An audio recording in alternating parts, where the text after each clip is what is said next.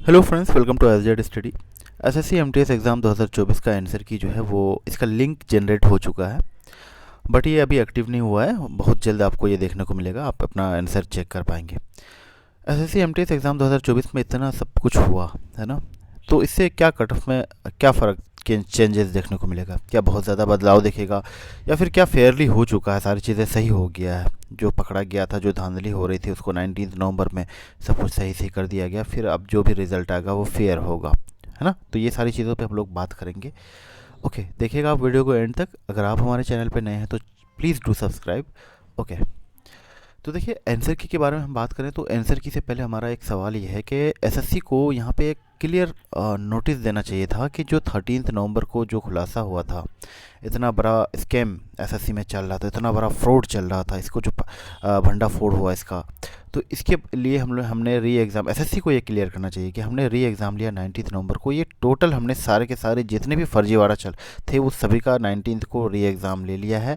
और उसके बाद अब जो हम आंसर की में हमें जो देरी हुआ है, टाइम जो लग रहा है, तो इसके प्रोसेसिंग में थे ये सारी चीज़ें, या फिर जांच कर रहे थे, ये जो भी चीज़ें चल रही है, एसएससी को ये चीज़ें क्लियरली बताना चाहिए आंसर की रिलीज़ करने से पहले। आंसर की का लिंक जो आपने प्रोवाइड किया दिया है उसको एक्टिव होने से पहले ये एक आपको नोटिस देना है, यानी एसएससी को एक नोटिस देना बहुत ज़रूरी है।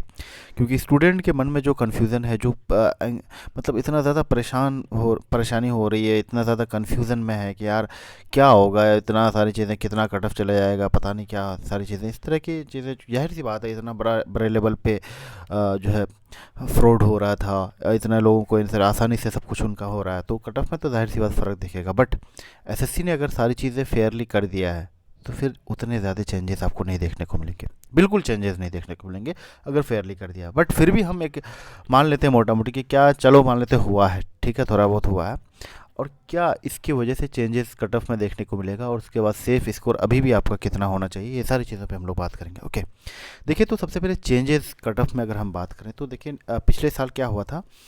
पिछले साल का आप सभी को पता है 132 मिनिमम कट ऑफ था यूआर के लिए, है ना, मिनिमम कट ऑफ एमटीएस के लिए, और मैक्सिमम तो दिल्ली वगैरह के लिए 153 चले गया था, है ना।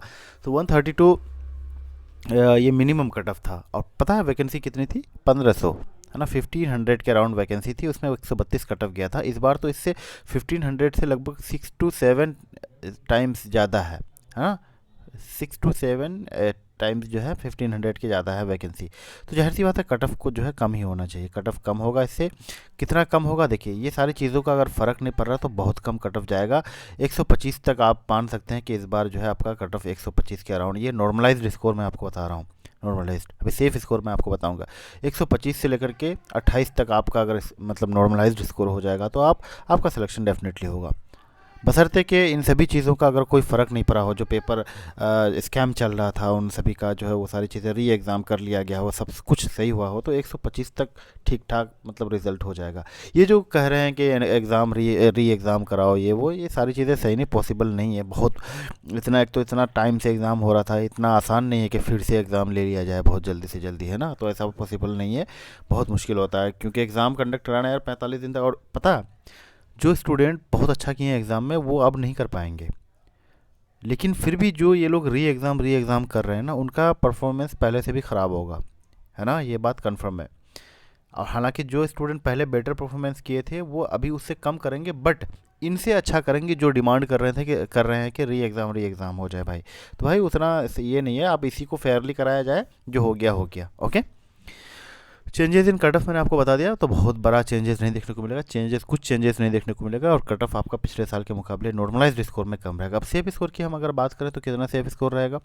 सेफ स्कोर देखो, जैसे अगर आपका रॉ स्कोर मैं आपको बात कर रहा हूँ, अभी आंसर की आया नहीं, अभी आपको एक दिन हो सकता है आज ही आपको पता चल जाए। तो अगर आपका आंसर की मैं जनरल की मैं बात कर रहा हूँ, इसी से सारे अपने कैटेगरीज मिला लेना, 105 से लेकर के 110 तक बन रहा है रॉ स्कोर। 105 से 110 तक अगर आप बन रहा है लेके आ रहे हैं यूआर में, तो आप सेफ जोन में हैं। हालांकि 100 प्लस वाले सारे सेफ जोन में हैं आंसर की के बाद आए, वो बशर्ते कि आपका पेपर का लेवल किस तरह का था, है ना, किस शिफ्ट में था, आपको ये सारी चीज़ें आंसर की आने के बाद पता चल जाता है कि आपका शिफ्ट कैसा रहा है ना। तो 105 से 110 तक अगर आपका स्कोर बन रहा है तो आप सेफ़ हैं। आप अपना स्कोर करके मुझे ज़रूर बताइएगा कमेंट बॉक्स में। ओके, बाकी जो भी आपकी क्वेरीज़ हैं, जो मैंने क्लियर नहीं कर पाया यहाँ पे, आपको पूछना था, आपको समझना था, आप वेट कर रहे थे वो, लेकिन वो बातें नहीं बता पाया, तो आप मुझे ज़रूर कमेंट कीजिएगा। ओके, आई होप आपको वीडियो पसंद आया होगा। वीडियो बनाता हूँ मैं, हो सकता है कहीं पे कुछ मिस्टेक्स हो, है ना, कोई गलती मैं करता हूँ तो आप मुझे ज़रूर बताइएगा, ताकि मैं अगले वीडियो में उसको ना करूँ। ओके ओके गाइस, मिलते हैं नेक्स्ट वीडियो में। Thanks for watching.